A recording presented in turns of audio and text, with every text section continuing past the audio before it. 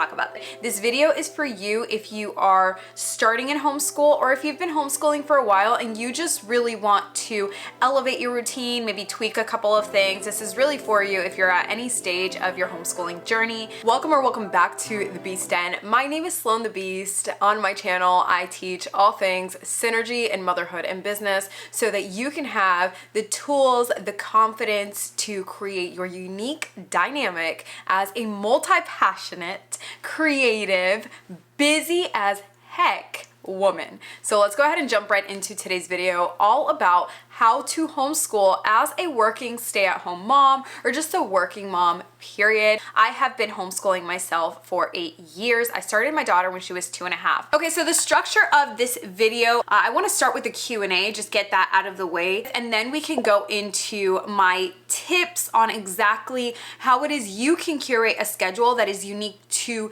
you. All right, so the first question is, what is a co-op? Basically what a co-op is a group of parents that get together and educate their children in a really loose school style setting. So co-ops, for the most part, require for parents to participate as educators as well. They do also have the option of participating in like welcome committees or events or anything like that, which is what I decided to go for. I was like, communications is my jam. Do you want me to create an email for you?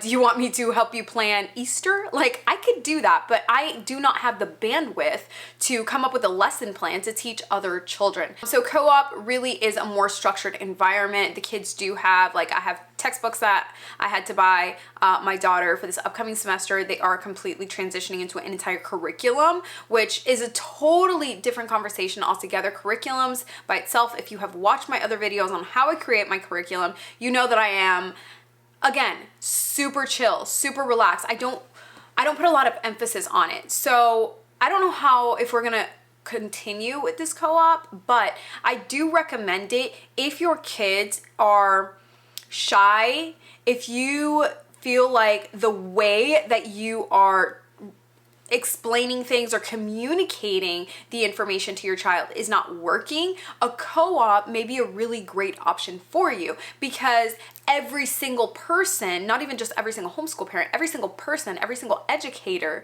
teaches completely different. So that is another major benefit. Again, from the socialization perspective, we always want to make sure that our kids are putting themselves out there. In a co-op, there is that time commitment, which is a major con for me, because I have structured my week in a way that suits my family, in a way that fits my business. And if you follow me on Instagram, you know I'm a total night owl. I'm a nocturnal, and I get a lot of my work done at night. Co-op is exhausting as heck. And so if you're an entrepreneur, you need to know that this is going to take out a day or two, depending on how your co-op is structured, out of your day, because you do have to be there with them the entire day, and ours runs from 9 a.m. to 2. So there's that time commitment as well, which we want to be mindful of, energy commitment, and also monetary commitment. We paid, with a discount, we paid $500 and some change. The way our co-op is structured is they do have a loose dress code. You pretty much can't wear anything with graphics on it, which if you have small children, you know, is a little bit of a struggle. That was a long-winded answer, but I hope it gave you perspective on exactly what it is and why now, because that was the second part of the question, why co-op now? And again, I needed a little bit more structure in our very relaxed homeschool environment. I like to say that we are one step above unschooled. And if you've watched my other YouTube videos on homeschooling, which I will link in the cards up above, you'll know that we're really relaxed. And it's because I take more of a living is learning approach. We really focus on having meaningful conversations and implementing education into our everyday experiences. And that is what we have found has worked for us. Okay, so the next question that was asked is, what is the difference between co-op and homeschooling? There's literally no difference. Co-op is just supplemental to your homeschool. It is just added support, and it's an added resource so that your child can get the most enriching or the most holistic homeschool experience, it also is a form of support for other homeschool parents so that they can converse and network with parents that are in very similar positions to them. Okay, I love this question. I love this question because I am creating a vlog all about it, so definitely subscribe if you haven't already. But what is our homeschool routine? Currently, this is what it looks like. I work out until 1, 2 in the morning. I get back. I do some work for about an hour while I unwind. I, whatever, drink my protein, blah, blah, blah. I get some rest, and then I wake up around 9 to 10 o'clock. That's when my kids usually wake up anyways. So I'm regularly up about half an hour before they are, giving me enough time to do my makeup, shower, get ready for the day, make some coffee, at least get breakfast started. While they eat breakfast, they do start with their morning binder work. They do have actual morning binders, and again, I could do a whole video on curriculums. Just let me know if that's something that you're interested in. But they have a binder that tells them exactly what they have to do. In the case of my daughter, it's like today you have journal work, which is pretty much every day. Journal work, math, reading, typing. With my son, it's really, really basic, just booklet that I got at the Dollar Tree, and it's morning work. So I got one for him and one for my 4-year-old, and they do that together. From there, days like today, I'm recording, I'm answering emails, I'm in a meeting, so that will usually run for about an hour.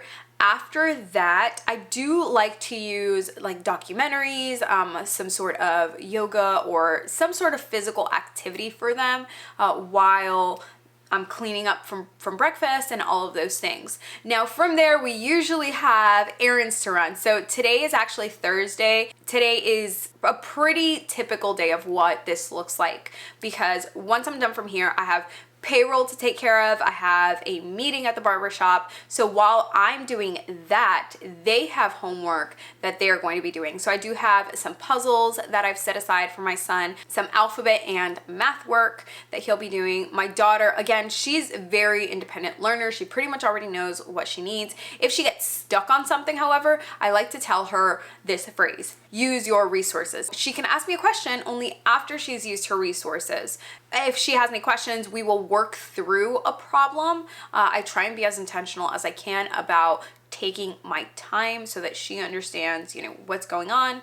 From there, after we complete our meetings and all of our things, towards the end of the night, I do read with my sons, and we do the Learn to Read in 100 Easy Lessons. I think a lot of people get hung up on homeschooling needs to be a full 8 hours because traditional school is a full 8 hours. If you sit down and really analyze how much work you get done, you will probably realize that it's only about 3 to 4 hours that you need to homeschool. Everything else is literally your kids just soaking up the experiences and the exposure that you provide them. So facilitate a learning environment, and that's really how I'm able to homeschool so effortlessly. I do have an upcoming course called Synergy in Motherhood and Business, and that is one of the bonus modules, is all about how to home educate your child or implement home education into your already crazy, chaotic schedule. All right, so let's talk about how you can successfully homeschool your kids as a working mom or entrepreneur,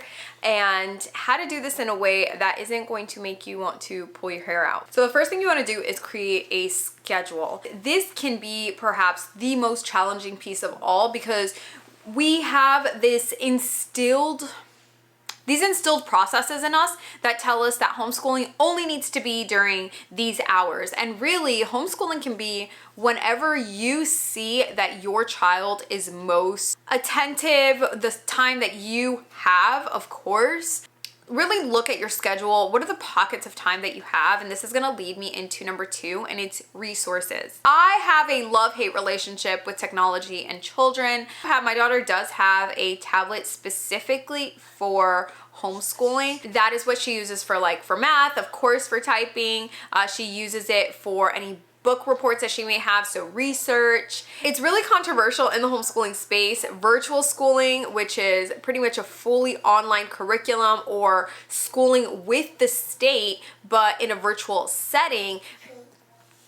Again, these are resources that you can use. I'm not necessarily gonna give my opinion on that. I think that whatever works for you and you can try it out, but use your resources. Use resources and supplemental help like co-ops, like online programs, like apps on your phone, especially if you're on the go. I wouldn't solely rely on those things because I do think that they can be crippling. I think that there's something to be said about a child being able to work through a division problem, for example, instead of using a calculator for every single problem. Integrating your children, I'm huge about this, and if you take my Synergy in Motherhood and Business course, you will know that this is really the secret to being able to do all the things. Involve your kids in your daily errands, in your conversations. They don't need to participate in the conversations, but they can be in the room so that they can hear the way that you express yourself, so that they can hear the way that you critically think out loud through certain problems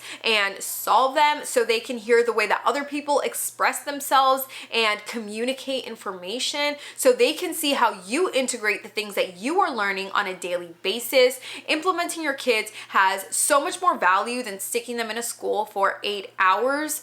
I promise you, this is the secret sauce. The last piece that has really helped me bring ease in my homeschooling as a working mom and as a mom that has been through so many transitions and creating children that are flexible and adaptable really is prioritizing my self-care. I think it's really important that we as multi-passionate women pour into ourselves as much as we give so much to everyone and everything else. If we are not refueling, we cannot expect to give the very best of ourselves to our children as mothers, as wives, as educators, as business owners, as community leaders. It is impossible for us to do that from an empty space, from a depleted space. So I highly recommend that you intentionally write in time to prioritize yourself. That can look like a day at the theme parks by yourself. That can look like working out of a coffee shop for 2 hours on your own and dropping off the kids at grandma's house. Like whatever that looks like for you, prioritize your self-help, your self-care, because you need that time to replenish what you have been giving out. Homeschooling is it's an experience. It's a lifelong thing. It is not something that you do from 8 to 5 or 8 to 3. Like that's not the way it works. The way that we do homeschooling is really organic, and that is what has worked for us as homeschooling parents that are serial entrepreneurs. So if this helped you, definitely be sure to watch the It Mom series. This is the next video in the It Mom series, and if you want more information on how to join my Synergy in Motherhood and Business course, which is launching very, very soon, definitely be sure to join the newsletter down below.